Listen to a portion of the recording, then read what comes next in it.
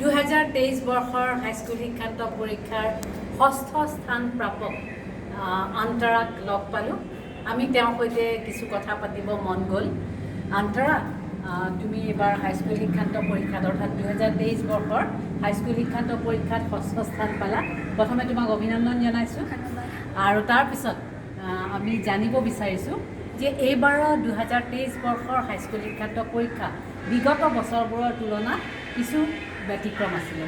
সেই সম্পৰ্কে তোমাৰ মুখৰ পৰা শুনিব খোজোঁ। হয়, এইবাৰৰ হাইস্কুল শিক্ষান্ত পৰীক্ষা আমাৰ বিগত বৰ্ষতকৈ কিছু বেলেগ আছিলে।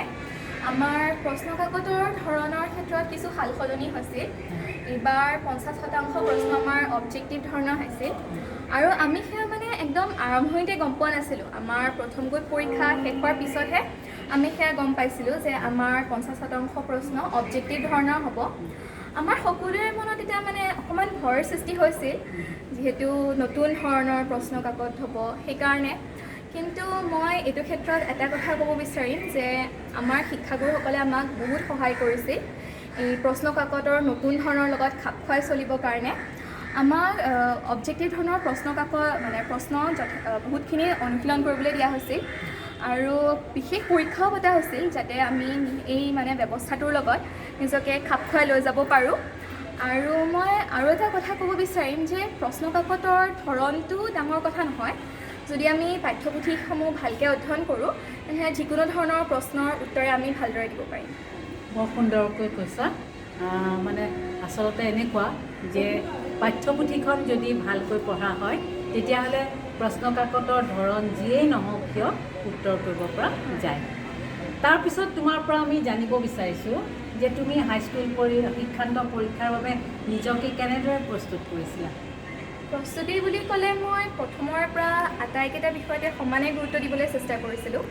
পাঠ্যপুথিসমূহ ভালকৈ অধ্যয়ন কৰিছিলোঁ আৰু আমাৰ শ্ৰেণীত শিক্ষাগুৰুসকলে যি ধৰণে আমাক কথাখিনি বুজাইছিল, যিমানখিনি পঢ়াইছিল সেই কথাখিনি আয়ত্ব কৰিবলৈ চেষ্টা কৰিছিলোঁ। বহুত বেছি পঢ়িছিলোঁ বুলি মই নকওঁ, কিন্তু যিমানখিনি পঢ়িব লাগে সিমানখিনি পঢ়িছিলোঁ। আৰু আমাৰ বিভিন্ন বিষয় যেনেকৈ সমাজ বিজ্ঞান বা অসমীয়া, ইংৰাজী আদি বিষয়সমূহত প্ৰশ্নোত্তৰসমূহ কেনেধৰণে লিখিব লাগে সেই বিষয়ে আমাক শিক্ষাগুৰুসকলে যেনেদৰে পৰামৰ্শ দিছিল সেয়া মানি চলিছিলোঁ আৰু এনেদৰে মই প্ৰস্তুতি চলাইছিলোঁ। হয়, তোমাৰ প্ৰস্তুতি নিশ্চয় ভাল আছিল, যাৰ কাৰণে তুমি ভাল ফলাফল দেখুৱাবলৈ সক্ষম হ'লা। ইয়াৰ পিছত আমি তোমাৰ পৰা জানিব বিচাৰিছোঁ যে আমি গম পাইছোঁ যে তুমি বিদ্যালয়ৰ তৰ্ক অৰ্থাৎ বিতৰ্ক কলা, আবৃত্তি, কুইজ আদিৰ লগত তুমি জড়িত আছিলা। সেই বিষয়সমূহে তোমাক কেনেদৰে সহায় কৰিছিল? আমি যদি সেই কথাটো একেবাৰে হাইস্কুল শিক্ষান্ত পৰীক্ষালৈকে লৈ আহিব খোজোঁ, হাইস্কুল শিক্ষান্ত পৰীক্ষাত অৱতীৰ্ণ হোৱাৰ ক্ষেত্ৰত তোমাক কি সহায় কৰিছিল?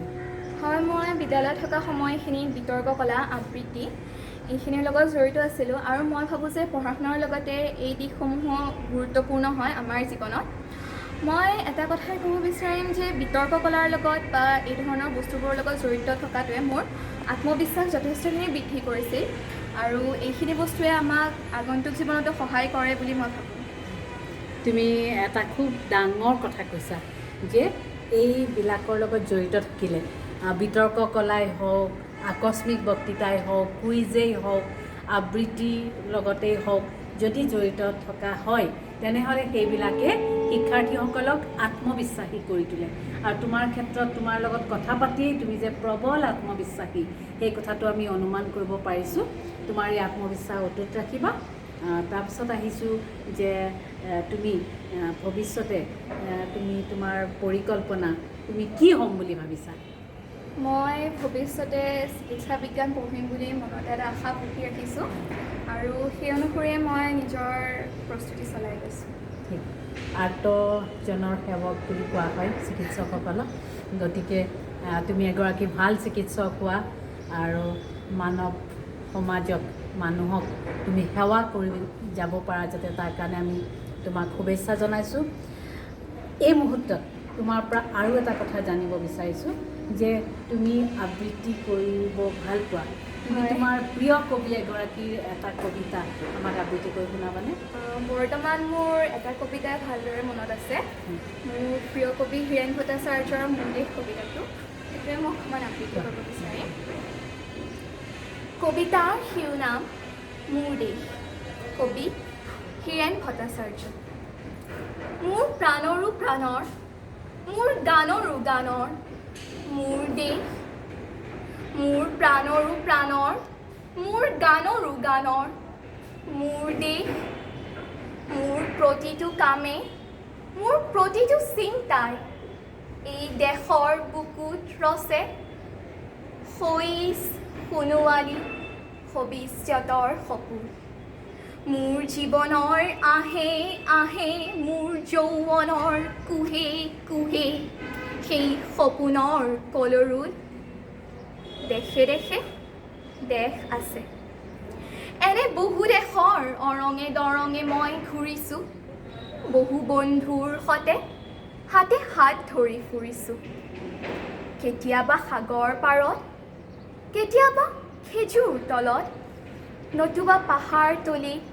খন্তেক জিৰাইছোঁ বন্ধুৰ সতে প্ৰাণ খুলি প্ৰাণৰ কথা পাতিছোঁ তাৰপিছত আকৌ আৰম্ভ কৰিছোঁ নতুন যাত্ৰা এনে বহু যাত্ৰাৰ শেষ মোৰ দেশ যাৰ বুকুৰ উমে মোক দিছে ভাল পোৱাৰ আনন্দ যৌৱনৰ প্ৰাচুৰ্য জীৱনৰ নতুন অৰ্থ এই দেশৰ প্ৰতিটো পুৱাই মোলৈ লুকুৱাই আনে ঐশ্বৰ্যৰ বিপুল সম্ভাৰ প্ৰতিটো সন্ধিয়াই বৈ আনে স্নিগ্ধ ফুলৰ সুবাস প্ৰতিটো ঋতুৱেই মোক দি যায় জীৱনৰ আশীৰ্বাদ এই দেশৰ বাবেই মই জীয়াই আছোঁ মোৰ দেশৰ বাবেই মই জীয়াই থাকিবলৈ মৰণ পণ কৰিছোঁ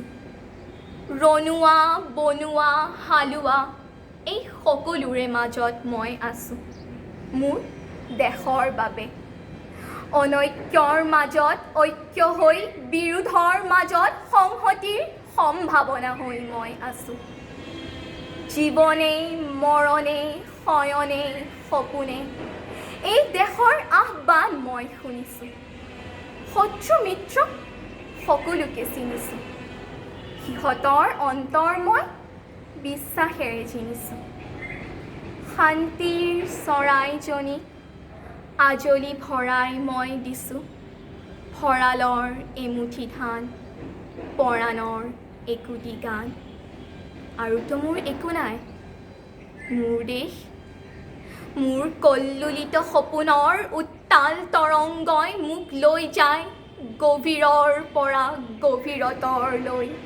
আদৰ্শৰ কঠিন পৰ্বতমালালৈ ধন্যবাদ অন্তৰা তুমি খুব সুন্দৰকৈ কবিতাটি আবৃত্তি কৰিলা তোমাক ধন্যবাদ জ্ঞাপন কৰিছোঁ আৰু লগতে তোমাক অৰেতি জীৱনৰ বাবে আমি শুভেচ্ছা জ্ঞাপন কৰিছোঁ তুমি মনৰ জোখাৰে সুখী হোৱা আৰু তুমি নিজৰ ঘৰখনৰ কাৰণে নিজৰ বিদ্যালয়খনৰ কাৰণে নিজৰ ঠাইখনৰ কাৰণে নিজৰ ৰাজ্যখনৰ বাবে যি সুনাম কঢ়িয়াই আনিছা সেই সুনাম যাতে তুমি ভৱিষ্যতেও অক্ষুণ্ণ ৰাখিব পাৰা তাৰ কাৰণে ভগৱানৰ ওচৰত প্ৰাৰ্থনা জনাইছোঁ